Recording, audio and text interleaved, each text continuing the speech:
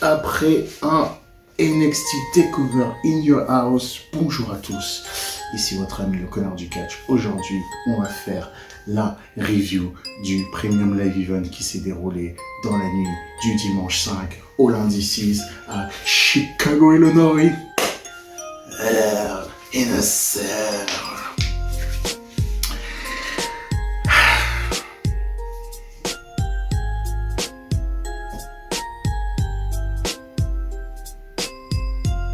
C'était excellent. C'était excellent du début jusqu'à la fin.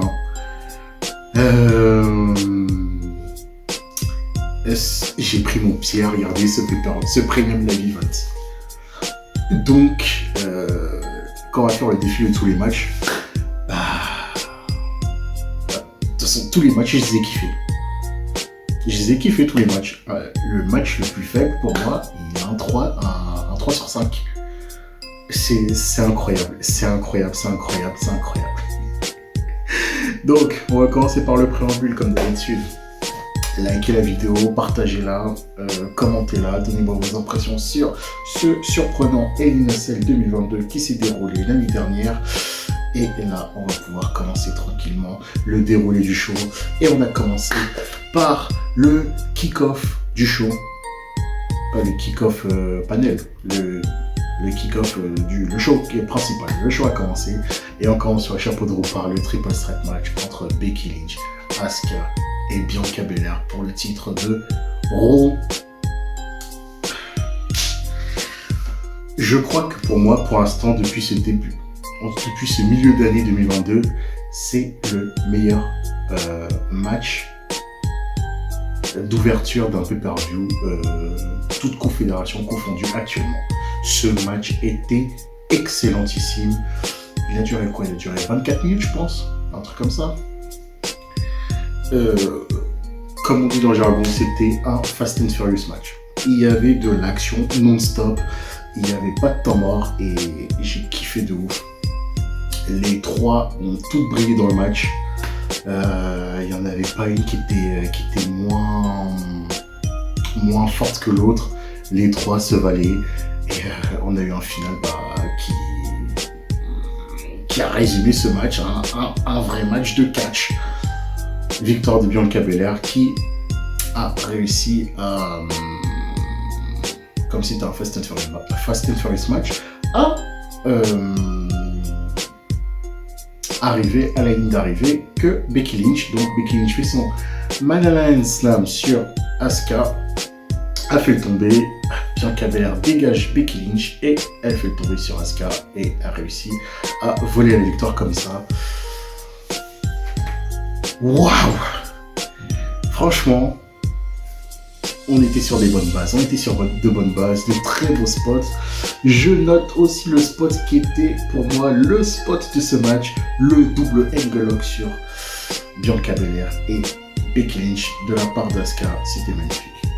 Bravo mesdames, c'était un super match. Maintenant on verra ce qui va se passer pour Bianca Belair pour la suite. Ensuite, deuxième match. Le deuxième match, c'était...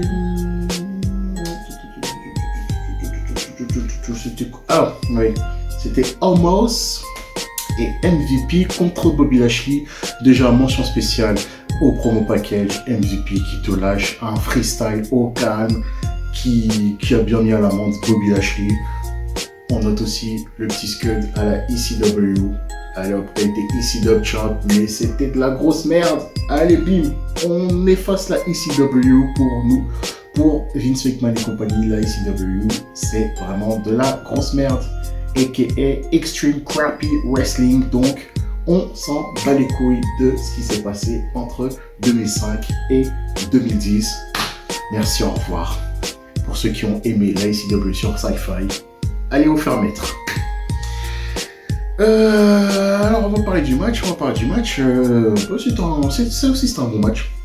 De toute façon, j'ai été clair avec vous dès le début de la vidéo, aucun match pour moi est en dessous des 3 sur 5, même ce handicap match qui était super divertissant. Juste le petit truc qui est un peu incohérent, déjà on revient avant le match, En backstage, MVP, il est interrompu par Cédric Alexander qui continue à faire la groupie. Et MVP avait été clair envers Cédric Alexander en lui disant « Mec, il n'y a pas de nous, casse-toi de là, toi, t'es... voilà. T'es sur le côté, on n'a pas besoin de toi. » Et donc pendant le match, déjà Omos, très gros progrès, il a très bien progressé. Donc ces 2 précédents matchs contre Bobby Lashley l'ont servi.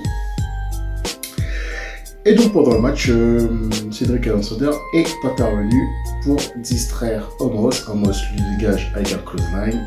Bobby Lashley a fait un spear à Omos. Entre temps, il avait fait un spear à Montavious Porter, MVP. Mais au final, il gagne avec son Hurt Lock sur MVP, victoire de Bobby Lashley qui réussit à survivre aux 2 monstres qui se dressaient face à lui. J'ajoute aussi une mention spéciale au commentaire français, Nadir Mohamedi, Christophe Ajus, les GOAT du commentaire. Nadir Mohamedi, quel incroyable performeur. Sa punchline sur dès qu'un catcheur prend le bouillon, ça me faisait toujours marrer. Et mention spéciale à Christophe Ajus qui faisait des références au concert de Jul qui s'est déroulé, je crois que c'est dimanche. Et apparemment, ça s'est un peu mal passé vers la fin quand la bande organisée, le très organisé, s'est pointé sur scène avec des problèmes de son. Mais ça, c'est une autre histoire. Parce qu'il a tout le temps fait des références au très organisé pendant quasiment tout le show. Bref. Ensuite, alors, est-ce que c'était l'inverse ou pas? Bon, c'est bref, c'est pas grave de toute façon. Mais ensuite, on passe sur Elias contre Kevin Owens. Bon, la storyline elle est ce qu'elle est. Il y a des moments qui sont drôles, surtout le dernier Raw Talk où Kevin Owens avec Becky Lynch essaie de rendre ouf Sarah Schreiber en disant et toi tu comprends pas, nanana. Elias en fait c'est Ezekiel. Ezekiel il avait un frère qui s'appelait Elias, son frère Elias est mort donc il est venu à la WWE. Il a pris le nom de Elias en hommage de son frère et ensuite une fois comme bref, un gros bordel, mais le match en lui-même était bon. Elias aussi qui a fait une bonne performance, qui a pissé le sang pendant le match. Mais Kevin Owens a gagné avec son stoner, donc voilà. On verra la suite au prochain numéro. Je pense que ça va se continuer lors du Money in the Bank match. Cette feud entre Ezekiel et Kevin Owens. Mais bon, c'était un bon match. Ensuite, Judgment Day contre nos amis Liv Morgan, Finn Balor et AJ Motherfucking Styles. Ah là là là là, quel bon six-man tag, Liv. Je vais peut-être paraître chiant, mais en regardant ce match, Liv Morgan est la définition du progrès à la WWE et comment on build des féminines dans le catch. N'est-ce pas, Tony Khan?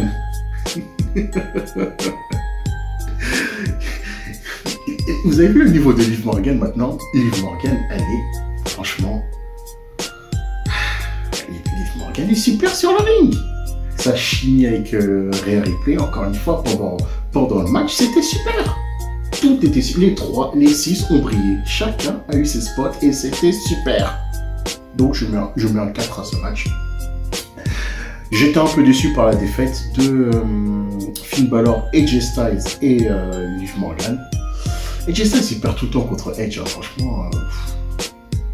Donnez au moins une victoire à AJ Styles sur Edge, hein, quand même. Edge, il doit mettre en avant les autres et pas se mettre en avant lui, mais bon bref. Judgment Day, quand même, je commence à accrocher de plus en plus. Et ce six person, a établi encore plus le clan qui, dans les semaines à venir, va être de plus en plus destructeur et dominant. Par contre, Liv Morgan, quand même, je trouve qu'elle a failli mourir. Hein. À un moment, quand Finn Balor et AJ Styles se mettent en springboard, crossbody sur Damian Priest et Edge avec Ring. Ensuite, notre ami Liv Morgan nous a balancé un topé suicidaire. Elle est passée à ça de rater Rhea Ripley et bim de tomber sur un Nika. Bon, c'est passé ric-rac, mais on a quand même failli perdre Liv Morgan, notre bébé d'amour, au cul moelleux. Non. Il fallait surtout pas qu'on perde notre bébé d'amour, Liv Morgan, Gigi. If you're watching this video, I was very frightening to you. My heart's beating when I saw you to use this move against Rhea. So thank God you're alive. You're fine. Donc tout va bien. Victoire de Judgment Day. Spear de Edge sur Finn Balor. Avant que Edge fasse le spear, Rhea Ripley s'est encore mis en bouclier humain sur Finn Balor pour l'empêcher de faire le coup de grâce. Ensuite, on passe. Alors là, on va passer sur juste un petit coup de gueule sur le pay-per-view sur le Premium Live Event qui m'a énervé. C'est sur le match Madcap Moss Happy Corbin. WWE, tout allait bien jusqu'à ce que le drame arrive de nouveau. Les faux bruits. Et oui, les faux bruits. J'ai cramé. Dites-moi en commentaire si vous aviez cramé, mais lors du match Madcap Moss Happy Corbin, ils n'arrêtaient pas de mettre des faux bruits. Bon, à un moment quand les fans criaient We Want Tables, ils coupaient le son des faux bruits pour qu'on entende We Want Tables, mais à un moment, ils mélangeaient faux bruits avec les vrais bruits des fans qui crient We Want Tables.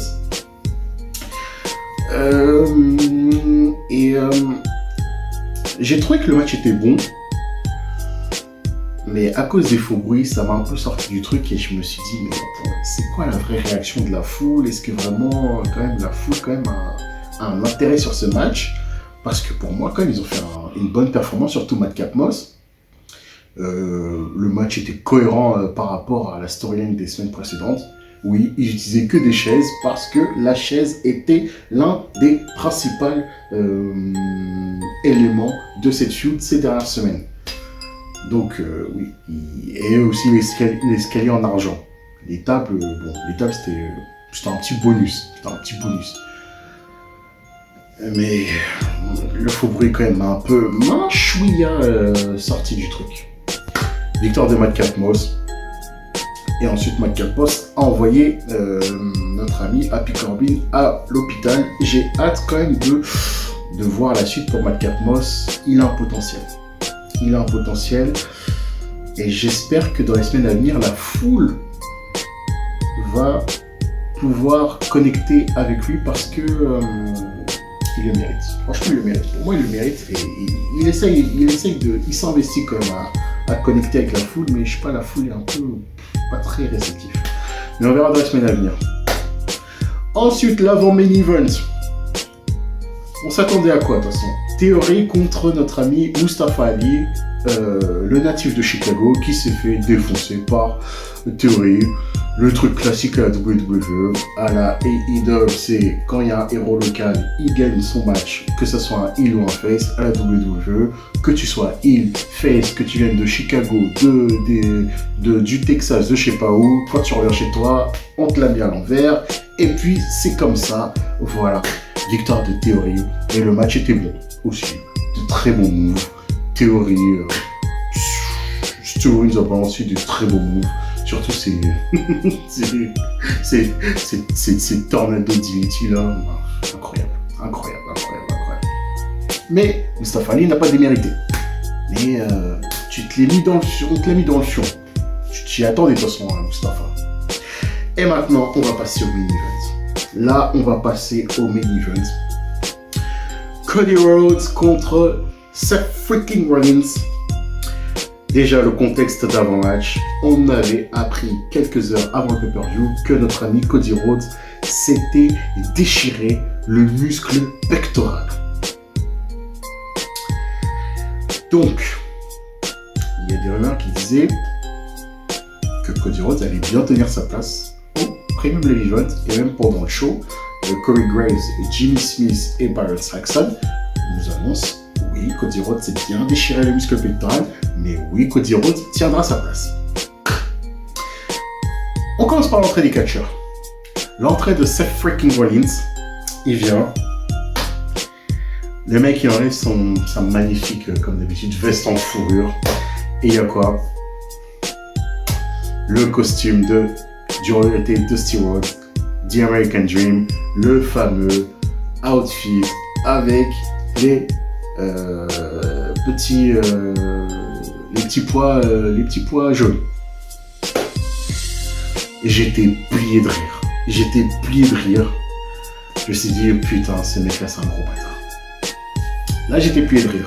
L'entrée de Cody Rhodes arrive. Et là, je suis passé de quelqu'un de vraiment hilar, qui passait un bon moment, jusqu'à ce moment-là, jusqu'à ce que Cody Rhodes enlève sa veste. Et là, on voit la cicatrice. On voit bien qu'il s'est bien niqué au niveau du muscle pectoral, là, la grosse tache, là, la tache de rousseur de Jean-Luc Reichmann, mais puissance 1000, là, qui est pas sur le nez, mais carrément au niveau de tout le bras et de tout le pec. Là, je me suis dit, oh là là là là, je vous cache pas. En fait, ce match-là, j'ai deux lectures. J'ai une lecture,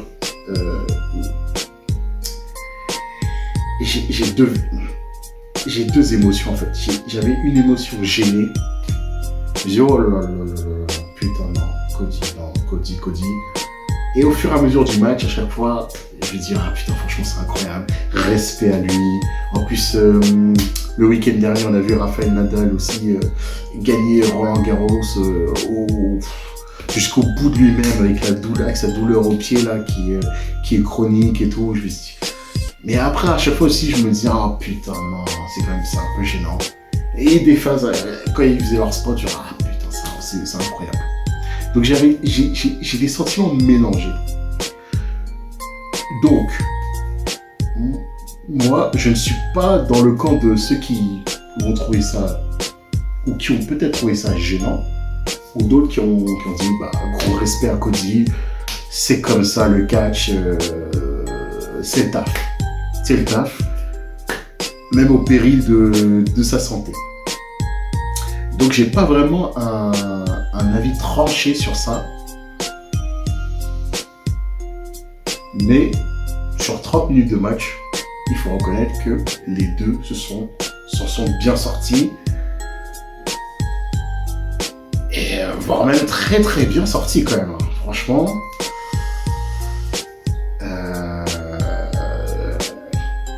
De toute façon, Seth Rollins, extraordinaire. Extraordinaire, Seth Rollins. Ce Hell in a Cell, pour moi, symbolise beaucoup de choses quand même. Je sais pas si vous êtes d'accord, mais déjà, c'est limite une rédemption pour Seth Rollins, parce qu'il s'était passé en 2019 contre le Fiend. Petit clin d'œil, l'arbitre du match, Chad Zapata, c'était le même arbitre du Fiend contre Seth Rollins. Et il y a eu beaucoup de symboles quand même. Hein. Le Sledgehammer, Triple H, l'histoire du trône avec la AEW et tout. Le Texas Bull Rope match en plein Hell in a Cell. Merci Cody. On n'avait plus vu ça depuis 2007. Great American Bash, Dusty Rhodes contre Randy Orton. Il y a eu beaucoup de clins d'œil quand même à Dusty.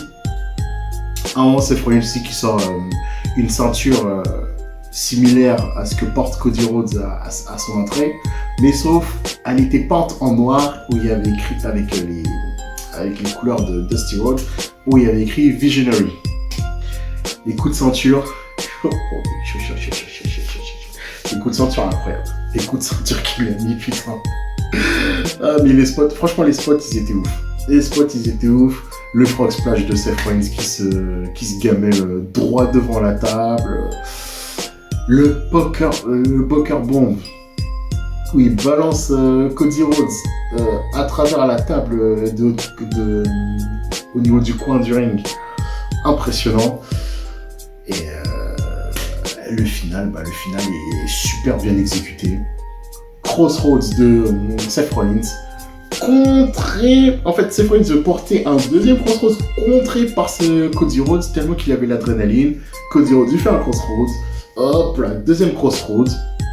Il veut le porter en troisième. Finalement, il le relâche. Il prend le Sledgehammer. Je sais pas comment il a réussi à prendre le Sledgehammer avec les deux mains parce que à chaque fois il galérait à le choper. Et là, vraiment on dirait qu'il y avait une décharge d'adrénaline là. Il a pris, bim, coup de Sledgehammer sur Seth Rollins, bien exécuté, bien vendu par Seth Rollins. 1, 2, 3, victoire de Cody Rhodes. Respect éternel. Respect éternel. J'espère que ça va être... je suis peut-être naïf, mais j'espère que la blessure va faire 6 mois. 6 mois. Mais j'ai peur que quand même il en a pour un an. Et là. C'est problématique parce qu'actuellement à la WWE, là, je sais pas ce qui se passe. Entre avec Roman Reigns qui est absent depuis pas mal de semaines. Cody Rhodes qui est blessé là, Big E qui est blessé aussi, Drew McIntyre, il galère jusqu'à septembre, donc il est congelé. De toute façon, la femme de Mr. Freeze, Nora, Bobby Lashley, Bobby Lashley est mignon à la fin de son match qui dit ouais, je vise les titres WWE, mais bon. Il n'y a pas une vision assez claire de ce qui va se passer cet été à la WWE, surtout pour les titres majeurs. Je sais pas pour vous, mais c'est inquiétant. C'est inquiétant. Mais bon, on verra dans les semaines à venir. Déjà, Hell in a Cell 2022. Merci. C'était un excellent show du début, milieu et à la fin. Et encore une fois, WWE, pardon. Parce que sur ma review de NXT In Your House, j'estimais qu'il allait être pas utile de regarder Hell in a Cell. Et en plus, sachant que en courant de la nuit, quand on apprend que Cody Rhodes s'est blessé, c'est encore pire. C'est encore pire. Tu te dis putain, déjà que t'allais regarder un Raw super chaud à 2h du matin, aux bonnes vieilles années des années 2011, septembre, novembre, octobre, là, où après les catcheurs font la grève contre Triple H. Mais finalement, t'as eu un pay-per-view. Et c'est à donner du crédit à la WWE. Et encore une fois, cette théorie que dès qu'on s'attend en rien d'un premier event de la WWE, finalement, il nous surprend. Et surtout, il nous surprend en très bien, voire en excellent. Donc, j'ai passé j'ai regardé, je vais tricher, mais j'ai regardé ce matin. Mais j'ai passé un excellent week-end avec NXT In Your House, où il y a la review, bien sûr, sur ma chaîne. Et je vous conseille de le regarder fortement, ce NXT In Your House. Et en même temps, ce Hell in a Cell 2022. Ces belles parenthèses ont été géniales, mais les semaines à venir vont être terribles pour la WWE. Et j'ai bien peur qu'on ne va pas vivre un bel été comme l'année dernière. C'était votre ami Connor du Catch. Merci d'avoir suivi cette vidéo. Allez, je vous passe de gros bisous. À la prochaine.